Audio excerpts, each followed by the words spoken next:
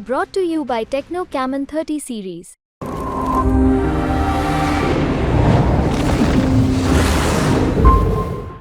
असल में राष्ट्रीय जनता तो लड़ाई में जाने की। अच्छा। ये जब लड़ाई में एगो निर्दलीय प्रत्याशी बड़े ददन पहलवान पूरा वाई लेकर सड़क गए बड़े ददन पहलवान। अच्छा। और एम भी हमारा लगा था जे हिलता।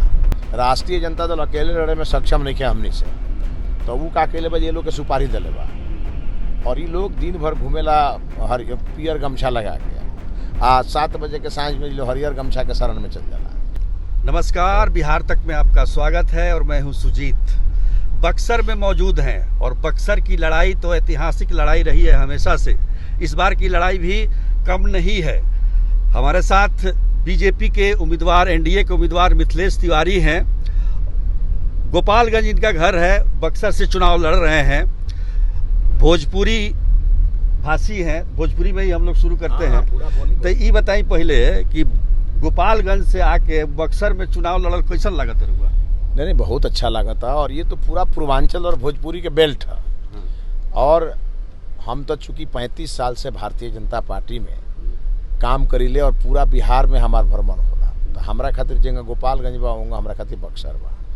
और बक्सर से विशेष लगाव बा जो कि आदरणीय कैलाशपति मिश्रा जी हमनी के उंगली पकड़ के और भाजपा के राजनीति में ले आनी उहें के हमनी के राजनीति करे के सिखौनी। और 1995 से हम बक्सर आइला और लगभग हर चुनाव, चाहे आदरणीय लालमुनि चौबे जी का चुनाव, आदरणीय अश्विनी चौबे जी का चुनाव, आदरणीय सुखदा पांडे जी का चुनाव, नया नहीं करे वाला बक्सर। हमारा खातिर कुछ नया नहीं है। बक्सर के लिट्टी और मिट्टी से हम परिचित बनी, बखूबी परिचित बनी। वह लिट्टी के थोड़ा अंतर बा। लिट्टी लोग ज्यादा खाला, हमने किया दही चूड़ा ज्यादा खाला। मतलब गोपालगंज मिथिला में लोग खाला, हाँ बात सही बा कि लेकिन लगभग सब चीज सेम बा। जैसे हमार कुल देवता गोरिया बाबा पड़ा, एहू जी मैक्सिमम लोग के कुल देवता गोरिया बाबा बना, तो हमने के लगभग एक ही कुल खानदान के बने। ऐसे बुझाता है गलती से गोपालगंज में पैदा ले लेते। नहीं, कभी 4 फादर यहीं के थे। अच्छा। और वो लोग गोपालगंज माइग्रेट किए। तो ये कई पीढ़ियों का जब रिसर्च होता है तब पता चलता है कि हम लोग पहले यूपी से आए, यूपी से बक्सर आए और बक्सर से कुछ पीढ़ियों के बाद किसी की शादी विवाह हुआ होगा, फिर वहाँ गए तो वहाँ रह गए। इस प्रकार से एक ही चीज़। पिछले 2 महीने से ज़्यादा, मतलब 2 महीना से ज़्यादा रुआ एकदम डेरा डल्ले बनी है बक्सर में। शुरुआत में तो बड़ा बुझाइल कि बड़ा लोग कहता कि भाई यहाँ के लोग क्यों ना रहे उम्मीदवार, जब बीजेपी दे दिलक वहाँ बाहर से, तो अब तो रुआ कहता नहीं हम यही जगह बने। हाँ बिल्कुल बिल्कुल। अब ये सब विषय खत्म बा और ये सब विषय ज़्यादा चलौले रहे राष्ट्रीय जनता दल के लोग, चूँकि ओकरा लगे तो कोनो मुद्दा बा ना, तो आखिर तो कुछ चला ही ना, तो वह चलौलस। लेकिन ये मुद्दा में कोनो दम नहीं है और ये मुद्दा खत्म हो चुकल बा। अच्छा, अभी जो मुकाबला बा रुअर सुधाकर सिंह जे आरजेडी के बड़े उम्मीदवार, उनका पिताजी भी यहाँ से सांसद रहल बड़े, जगदानंद सिंह प्रदेश अध्यक्ष हुए आरजेडी के। तो का लागत है आप चुनाव में? असल में राष्ट्रीय जनता तो लड़ाई में जाने की। अच्छा। ये जब लड़ाई में एगो निर्दलीय प्रत्याशी बड़े ददन पहलवान, वो लड़ाई में बड़न, चूँकि राजद के लगे जो बेस वोट बा वो एम और वाई के वोट बा। पूरा वाई लेकर सड़क गए बड़न ददन पहलवान। अच्छा। और एम भी हमारा लगा था जे हिलता। और एकरा अलावा सारा वोटवा हमारा संगे बा। तो ऐसे हमारा लगा था जे कहीं 4-5वां नंबर पर या आरजेडी के प्रत्याशी मत चल जास, ऐसा परिस्थिति बन रहा बा। हालांकि सुधाकर सिंह तो मतलब कहे का मतलब उनके पिताजी के बनावल जमीन बा, रुआ तो यहाँ नया बानी, लेकिन उनका तो बनावल जमीन बा। तो रुआ कह देने कि भाई बड़े उनका लड़ाई में नहीं खन। तो ददन पहलवान तो हमेशा से बक्सर से चुनाव लड़त रहता ना, हर बार वो हरबे कर ले, लेकिन एक फायदा होला का बीजेपी के? ना कोई फायदा के बात नहीं है। हमनी के तो हमारा खिलाफ सभे लड़त आटे, तो सबकरा लड़ला से हमारा फायदा कौन चीज बा? ये ना लड़ी तो और ज़्यादा वोट हमारा मिले। लेकिन एक तरफा लड़ाई बह जाके पूरी तरह मोदी जी के पक्ष में बक्सर के जनता गोलबंद बा। और बड़ा मार्जिन से अबरी देखब रुआ जो रिजल्ट हुई, सब प्रकार के जो समीकरण पहले रहल बा ध्वस्त हो रहा बा और हर वर्ग के बहुत जबरदस्त हमारा सहयोग समर्थन मिला था। अच्छा, ये बताइए कि बहुत जगह हमने घूमनी सन तो लगा तो ना बुझाई, लेकिन अयोध्या में जो भगवान राम के मंदिर बनल, बक्सर से भी भगवान राम के संबंध बा, तो ओकर कितना प्रभाव यहाँ बटे? बड़ी प्रभाव बा ओकर।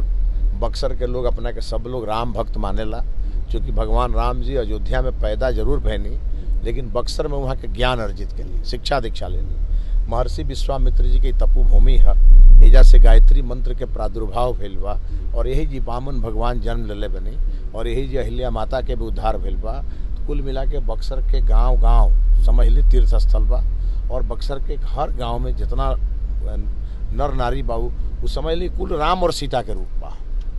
तेजा एगो अलग प्रकार के भक्तिमय माहौल बा, और ये कारण बा सबसे बड़ा हमेशा बीजेपी के जीते के कारण ही बा कि बाकी बिहार में जौन माहौल रहे, एजा के लोग पूरी तरह से धर्मनिष्ठ राजनीति करेला। सब जात में बा कि मतलब ना, लगभग सब जात में बा, एजा हर जात में रुआ देखब।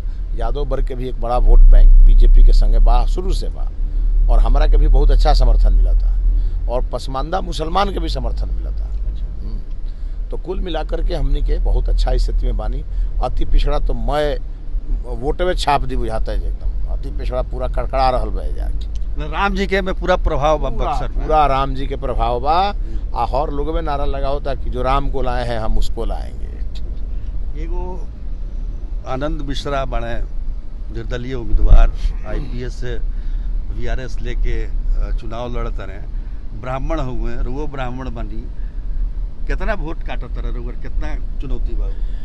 देखिए एगो ना दूगो आनंद मिश्रा लड़ता लो जा। अच्छा, हाँ, एक ही नाम के दूगो आनंद मिश्रा लड़ता, और हमरा ये लोग पर कुछ कहे के नहीं है, चूँकि निर्दलीय प्रत्याशी कई गो निर्दलीय प्रत्याशी एजा चुनाव लड़त रन, और सब निर्दलीय प्रत्याशी कहीं न कहीं राष्ट्रीय जनता दल के से सुपारी लेके लड़ता रहा। राष्ट्रीय जनता दल अकेले लड़े में सक्षम नहीं है हमनी से, तो वो का अकेले बा ये लोग के सुपारी दले बा, और ये लोग दिन भर घूमेला पियर गमछा लगा के, 7 बजे के सांझ में जो हरियर गमछा के शरण में चल जाला। तो एल से बक्सर के जनता ये बकुल बात बुझ गई बा, और जितना नौजवान पहले घूमत रहन इनका पीछे पीछे, वो कुल नौजवान अब भारतीय जनता पार्टी में आ गए बन, अब केहू बाँचल नहीं है।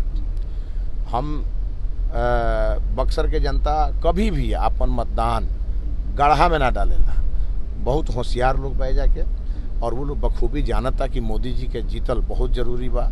तीसरा बार मोदी जी चुनाव जीती हन तो बक्सर के अयोध्या के तर्ज पर विकसित कल जाई, बनारस के तर्ज पर विकसित कल जाई, और ये पूरी तरह एक तरह से आध्यात्मिक नगरी के रूप में विकसित हुई। रामायण सर्किट के रूप में, बक्सर कॉरिडोर के रूप में डेवलप हुई। कई प्रकार के योजना हमारो दिमाग में चला था, और वह जान ली उत्तरायण गंगा बनारस में जहाँ के मोदी जी अभी सांसद बने, और बक्सर के भी उत्तरायण गंगा, तो जहाँ उत्तरायण गंगा के आशीर्वाद सीधे मिलत हुई, जहाँ गाय माता गायत्री और गीता और गरीब और गांव सब चीज़ पर हमनी के फोकस बा, तो स्वाभाविक बा जीत बीजेपी और NDA के हो। यहाँ कुछ करे के बाद ज़्यादा जरूरत है, हिंदू मुसलमान करे के ज़्यादा जरूरत ना ना, वो सब हमनी के करबो ना करी ले जा। हमनी तो सबकर साथ सबकर विकास वाला पार्टी है सब, लेकिन हमनी के बारे में दुष्प्रचार जरूर होला। तो एजा बक्सर के बहुत ही माने सौहार्दपूर्ण माहौल में चुनाव होता। अब राष्ट्रीय जनता दल के लोग अब खिसिया के गाड़ी के शीशा फोड़ता, चूँकि अब तो वोट भाग गई, तो अब वो लोग नाराज हो करके ईंटा पत्थर हमनी के गाड़ी में फेंकता। तो हमू ऐलान के लिए बनी कि हमनी के वो भाजपाई हैं जा कि आतंकवादी के तो गोली से डरबे ना करे, तारा ईंटा पत्थर से डरब। लेकिन बक्सर के जनता बहुत नाराज भे घटना से, और बक्सर के जनता कहता कि जे इनके ईंट और पत्थर की चोट का जवाब हम अपने वोट से देंगे, और हम मोदी जी को जिता करके इनको ऐसा हराएंगे कि फिर आगे से लोकतंत्र के साथ खिलवाड़ करना बंद कर देंगे। अच्छा, ये अश्विनी चौबे जो पहले सांसद रहे, केंद्र में मंत्री भी रहे, उनका कितना सहयोग हुआ? ना, आशीर्वाद उनका पूरा है। अश्विनी चौबे जी का पूरा आशीर्वाद है, और अश्विनी चौबे जी के सभी लोग हमारे साथ लग गए हैं जो उनके साथ थे, और वो लगेंगे भी, क्योंकि हमारा खुद ही उनसे 30 साल का संबंध है, और ये संबंध माने अमिट है, कभी मिटने वाला नहीं है। तो कोई मतलब नहीं, कोई परेशानी नहीं है। जीतने का क्या मतलब कितना से जीती है? सारे रिकॉर्ड टूटेंगे, अभी तक के सारे रिकॉर्ड ध्वस्त होंगे, और हर स्थिति में बड़े मार्जिन से भारतीय जनता पार्टी NDA यहाँ जीतेगी। चलिए, तो बक्सर में बड़े मार्जिन से जीत का दावा किया मिथिलेश तिवारी ने। बक्सर हमेशा से ही बीजेपी की परंपरागत सीट रही है, इस बार भी अगर बीजेपी जीतती है तो उसी जीत को फिर से दोहराया जाएगा। आपने हमसे बातचीत की। मिथिलेश तिवारी जी, आपका बहुत धन्यवाद।